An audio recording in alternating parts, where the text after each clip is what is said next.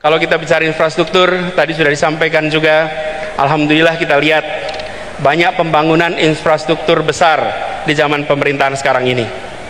Kita ambil contoh pembangunan jalan, tadi juga disampaikan pembangunan jalan. Media, ada tim jurnalis dari media Kata Data, ini mengumpulkan datanya. Izinkan saya kutip di sini. Pemerintahan kali ini berhasil membangun jalan tol terpanjang dibandingkan periode-periode sebelumnya. 63% dari seluruh jalan tol berbayar yang ada di Indonesia itu dibangun di era pemerintahan sekarang, sepanjang 1.569 km dari total 2.499 km. Itu adalah jalan berbayar.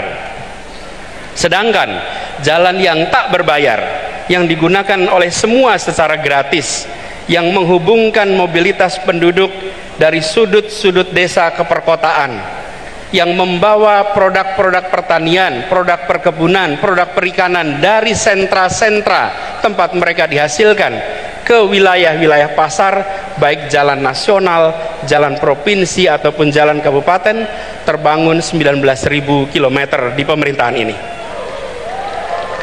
Kalau coba saya bandingkan dengan pemerintahan 10 tahun yang lalu, di zaman Presiden Pak SBY, jalan tak berbayar yang dibangun adalah sepanjang 144.000 atau 7,5 kali lipat.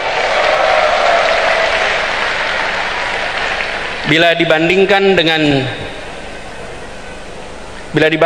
jalan nasional, di pemerintahan ini membangun jalan nasional sepanjang 590 km, di era 10 tahun sebelumnya 11.800 km, 20 kali lipat. Kita belum bicara mutu, kita belum bicara standar dan lain-lain, kita bicara panjangnya. Kedua infrastruktur ini jelas diperlukan sama-sama, tapi yang perlu kita perhatikan di sini adalah bahwa keberpihakan ketika bicara institusi ekonomi memberikan kesetaraan kesempatan kepada semuanya. Kita perlu memikirkan ke depan institusi yang inklusif, infrastruktur yang menunjang keseharian. Air saja misalnya, hari ini kita punya air di sini. Susenas 2019 menunjukkan 38% penduduk Indonesia menggunakan air dalam kemasan sebagai sumber air minum. Kalau itu pilihan tidak apa-apa, tapi kalau itu keterpaksaan, maka negara harus hadir menyediakan infrastruktur mikro kecil yang dirasakan oleh seluruh rumah tangga di Indonesia. Kalau kita lihat datanya, sumur ada 21%, pompa air 16%, pipa hanya 10%.